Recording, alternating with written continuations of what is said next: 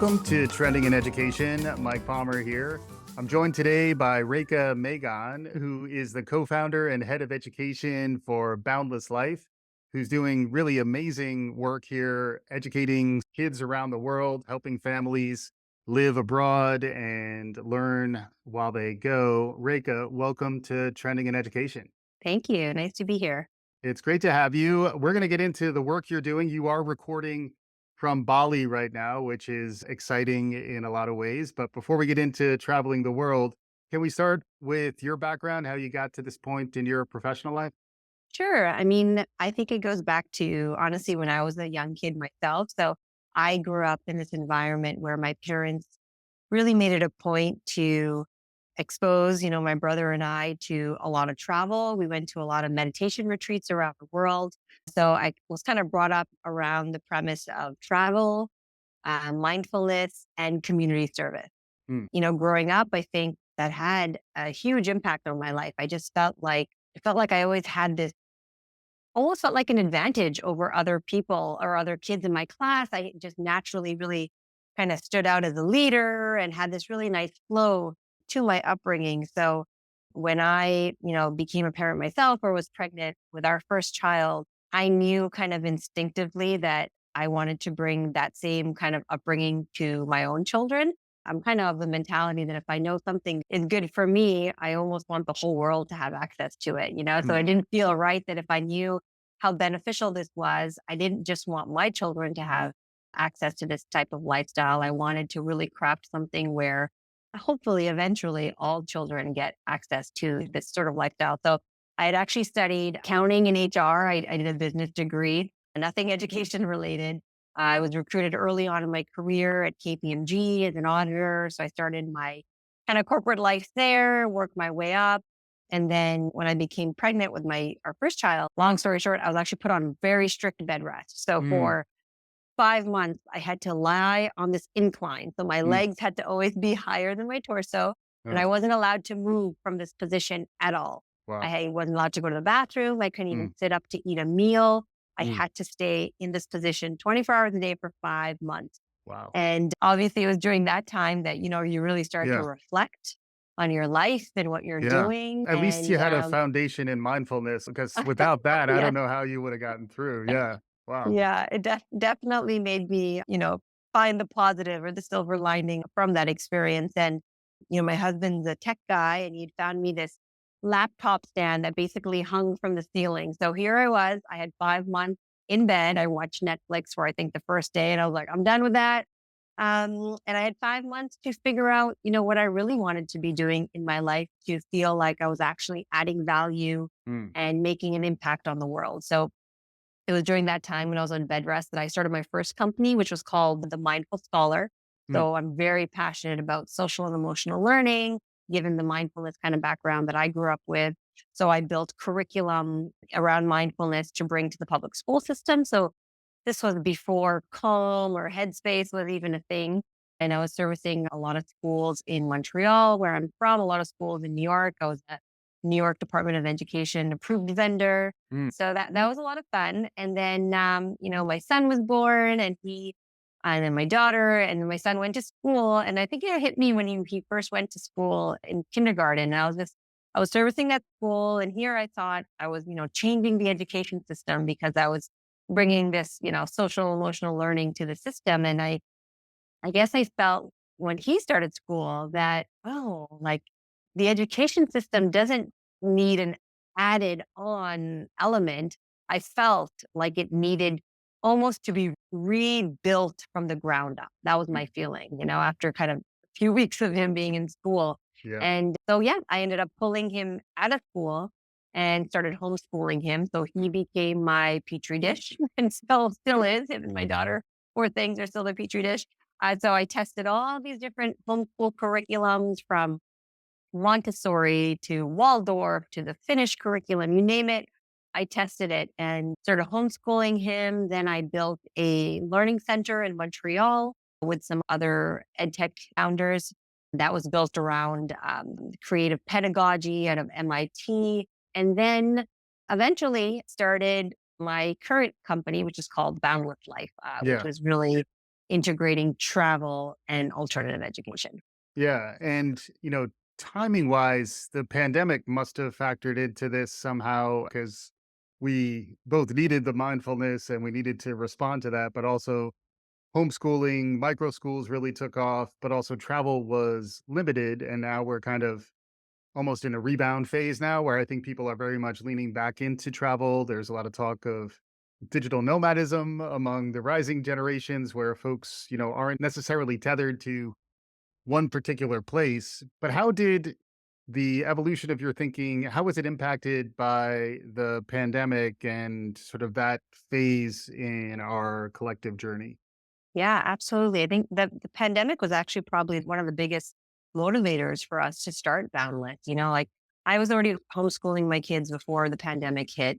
So for us, it didn't really make a difference when the pandemic hit. But what we realized is that so many families, because of the pandemic, now had this front row seat to virtual education and to Mhm. seeing what are their kids actually doing on a daily basis in the classroom. Mm, And I think a lot of parents had this kind of realization that their kids aren't as engaged or as motivated as they might think they were now that they're actually witnessing what they do on a daily basis. So that was number one, right? Really getting this front row seat into what our children's education looks like. yeah. I think that was one big motivator.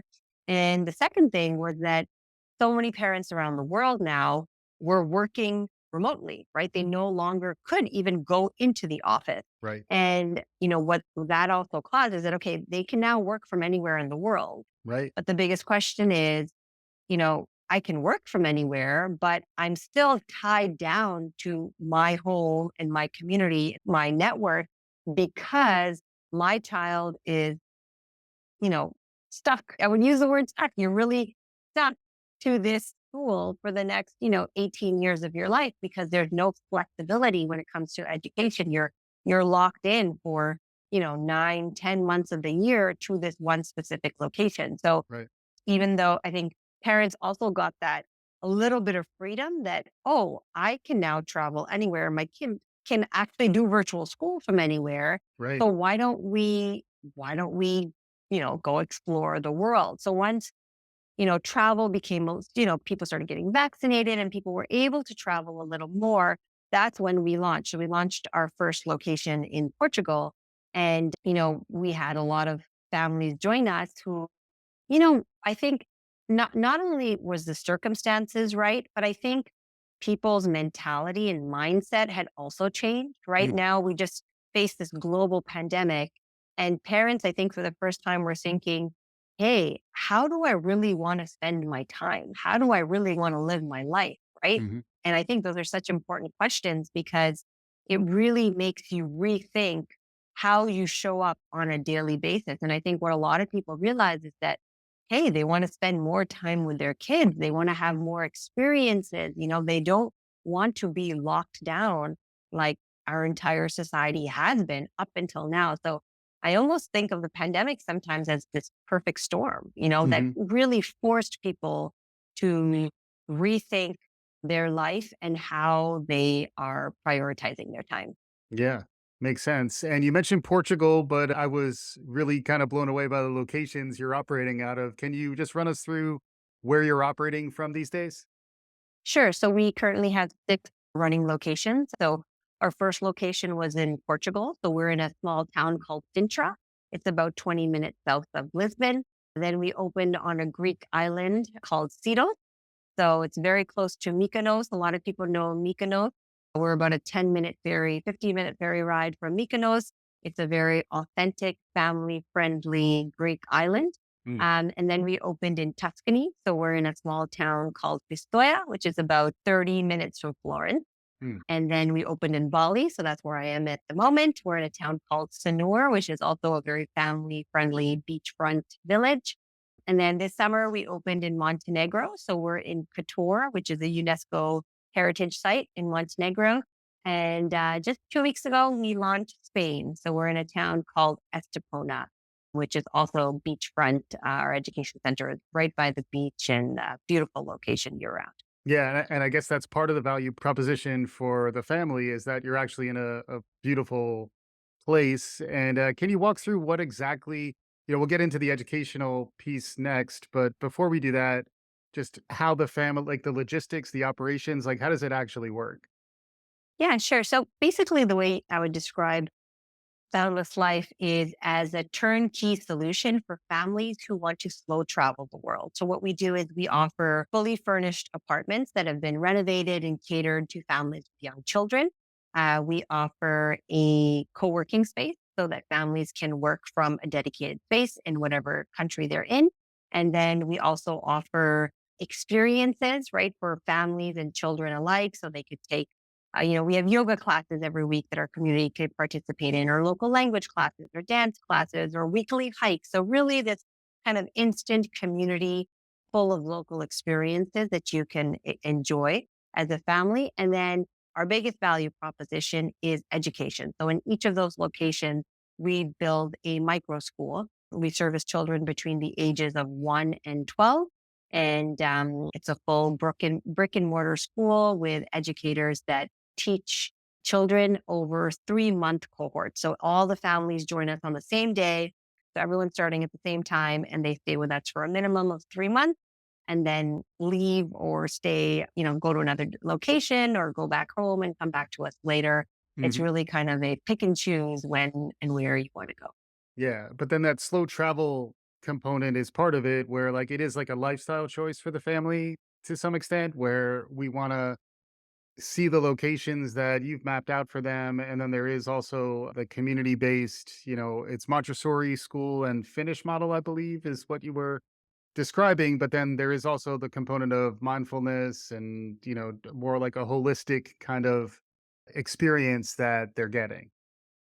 Yes, exactly. So, you know, like I mentioned, my kids were a petri dish for me, right? I tested many different curriculums on them. I didn't want Boundless kids to be a petri dish, right? So what we did was we partnered with a Finnish school development company.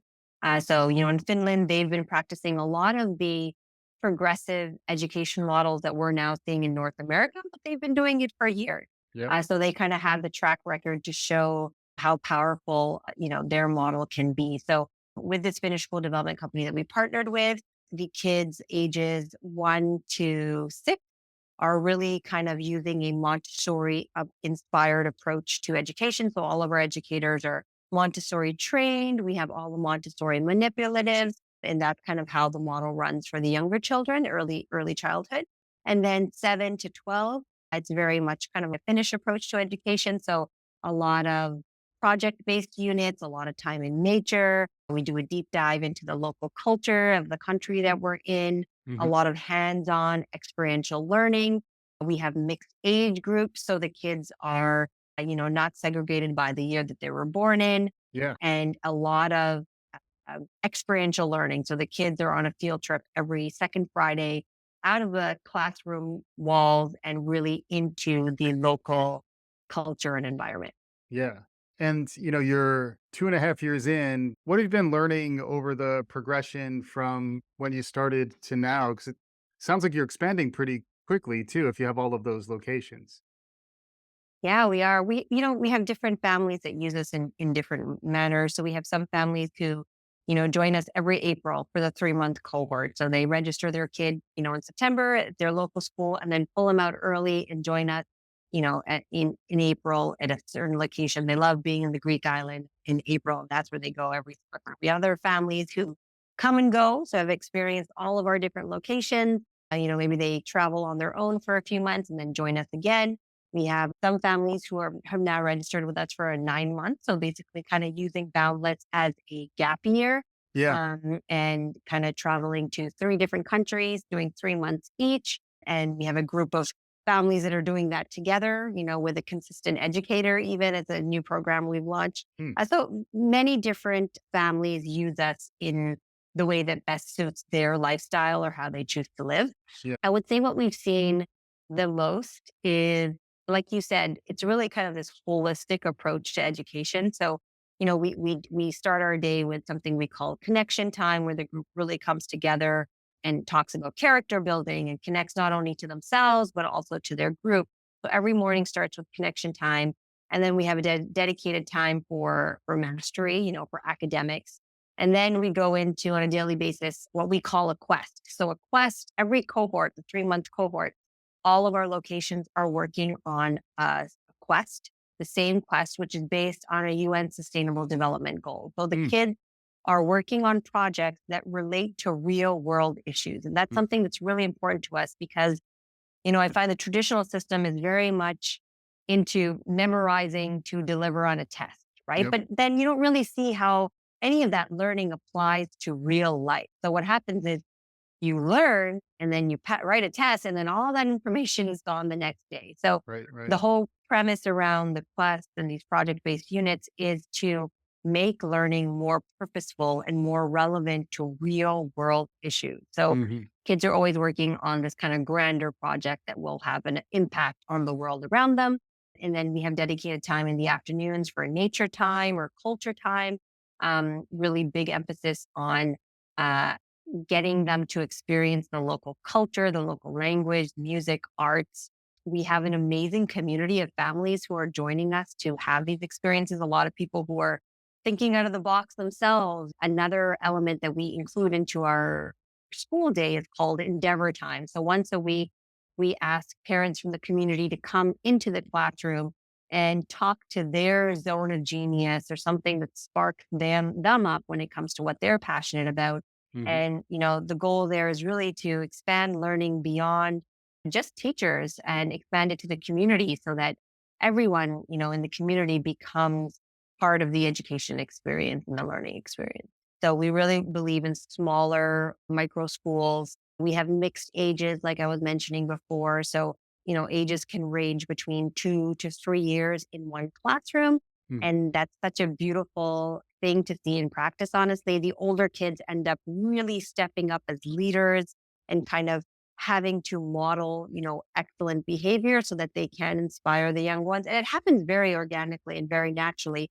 And the younger ones, vice versa, really are inspired by the kids that are older in the classroom and Mhm. try to strive for more than what they would in a class with kids only their own age. So it's a really beautiful dynamic. And what I like the most is that it almost takes away the competitiveness that often you find in a classroom because now you're no longer competing against your peers because not everybody's in the same expected to be at the exact same level at the exact same time. It's more of a collaborative learning experience where you're helping one another progress in your learning journey. So I Mhm. think it's definitely been a beautiful, not only within the classroom, but even within the micro school itself to see like the older kids interact with the younger ones.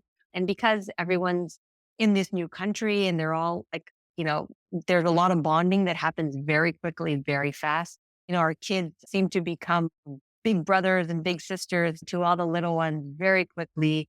And a lot of fast bonding and relationships built that we see will last a lifetime. You started in the Portugal location and now you're really expanding around the world. How would you envision this continuing to grow? Yeah, I mean, I think our goal is to have, at least 50 locations around the world, right? And the reason for that is we would love to give families that flexibility to be able to plug into any country that they want and, experience living there without disrupting their kids' education and still having instant community. So how long that'll take us, I'm not sure. Really want to make sure that we don't give up on quality or experience along the way, but Yeah. slowly but surely, I think we'll build this. And now we're building playbooks to launch a new location. So we're getting a lot more efficient and smart in the way we launch new locations. So with time, I think we'll be able to increase that experience a lot more confidently. And yeah, the goal is to have a lot of locations around the world so that families have that opportunity to pick and choose wherever they want it. And the idea is targeting mostly younger kids. This would not necessarily extend into adolescence and beyond, which is a whole nother can of worms.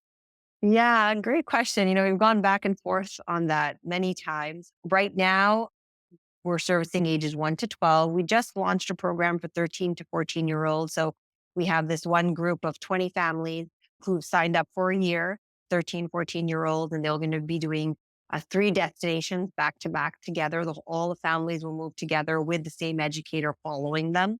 So it's the first time we're trialing having some older kids in our network. Let's see how that goes. I think right now the model works well for, I think, up to age 14. Let's see if we want to expand beyond that. I think we also don't want to do too much too fast, so we have something good going Yeah. for the younger kids. Probably just want to keep focusing on that and not get distracted. So I would say really just honing in on the 1 to 14 ages. Yeah. The other theme that comes up a lot on the show is the future of work. We made it this far. You're in Bali, so I didn't bring up artificial intelligence, but there I did. The technology is changing the way we think about jobs. The fact that people can work from anywhere is a massive transformation, probably accelerated by the pandemic. How do you think this type of a program starts to prepare kids for the world that's emerging? I mean, that's the question. I think no one knows what the future will be and what these jobs are going to consist of. So, to me, the best way to prepare the future generation for the unknown is to build on, soft skills and life skills, right? So, well, how can we instill these soft skills in children that no robot would be able to replicate, right? Mhm. So I believe that's exactly what we're doing. Like these kids who are traveling to new countries and living in new countries and integrating with the locals and making friends with people they've never met before, they're building adaptability, resilience, they're becoming excellent communicators, they're becoming critical thinkers, they're looking at real world problems and trying to figure out how to come up with solutions for that. To me, those are the skills that we need to develop in our future generation to prepare them for the unknown, right? And so I think we're really at the perfect spot to develop that in our children. And we already see it happening right in front of our eyes. These kids are just, they're so resilient and they're so confident in the way they speak and the way they can interact with people of all ages. It's inspiring. I always give an example of like my son, for instance, he's 12. And I mean, over the last 2.5 years, he's now played on like the local soccer league of, 5 different countries, right? So he's been part of the Greek league and the Portuguese league and the Balinese league. And every time he joins this local league, he's the only kid who's not speaking the local language, right? Mhm. And those kids don't necessarily speak any English. So here he is walking onto a pitch 3 days a week, not knowing anyone, not being able to speak the same language. And he walks in and he figures out, how to bond with these kids and how to make a connection, even though they can't speak the same language. Right. And to me, that is preparing a child to be a future leader, who Yeah. can sit across any boardroom and be able to negotiate whatever deal with whoever, whatever, company he's working with, in any country, because now language and culture is no longer a barrier after you've had Mhm. experiences like this, and to me, that is what we need for the future, rather than just rote memorization and memorizing things that, a calculator could do for us or Google could answer us in 30 seconds. So I'm talking with Rekha Magon here, who's the co-founder of Boundless Life. It's been a really interesting conversation. Not everyone has the flexibility and the wherewithal to travel. So are there any insights or any advice you'd have for parents or families out there who maybe aren't necessarily going to make it to Bali or the Greek Isles, but can kind of incorporate some of what you've learned or some of your thinking into their day to day? You know, I think it's just so important for parents, whether you can leave your hometown or not, to just think outside the box, right? So even if you're staying home and you're not going anywhere, like don't subscribe so quickly to what everybody's doing. There are alternative ways to educate your children. There are so many resources online or even locally that you could, subscribe to, fuel your kids' passion and help them, discover that love for learning again. I think kids are naturally born with this deep love for learning, and it almost feels like we suck that love out of them when they get into like a traditional system, and it's just the fun and the joy of it gets lost. And to me, that's the biggest thing. You don't have to travel the world, but if you could still find creative ways still have your children love learning, which they naturally should already, Yeah. I think you're doing a huge service to them because the goal is for us all to be lifelong learners, right? Hmm. Like learning should never stop, but we have to have that love for learning. We have to, want it. And that's up to us, right? How we set them up for success. Notice when that spark in them is disappearing. And if it's disappearing, question why, right? Yeah. Why is it disappearing? And as a parent, how can I help get that spark of learning or love back into them? Curiosity. Yeah. And I would say that probably extends to educators as well. As my son had a great experience in pre-K and kindergarten, and now I'm seeing the regimentation and the standardization start to kick in. So it is a place where, look for opportunities to innovate and kind of break outside of your mold. Any advice for more on the entrepreneurship side? Like, you are an interesting case study, I would say, in terms of your experiences. Any advice for folks out there who might be interested in education and perhaps making an impact, starting something, getting something going?